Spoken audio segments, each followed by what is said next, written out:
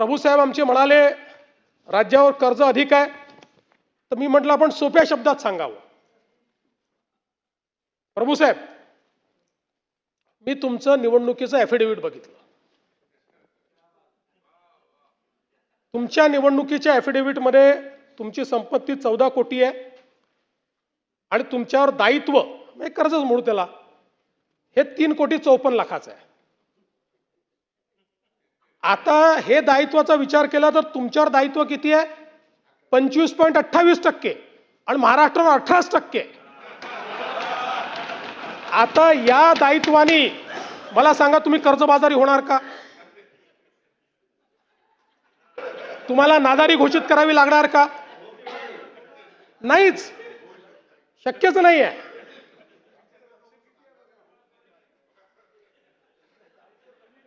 अरे आमच्यासारखे मित्र आहेत तुमच्यासोबत, काय चिंता करता?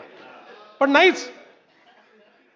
म्हणून म्हटलं सोप्या शब्दात लक्षात घ्या की जसं हे कर्ज घेतल्यामुळे तुम्हाला नादारी घोषित करावी लागणार नाही, तुम्ही कर्जबाजारी होणार नाही, ती परिस्थिती महाराष्ट्राची तुमच्यापेक्षा थोडी उत्तम आहे.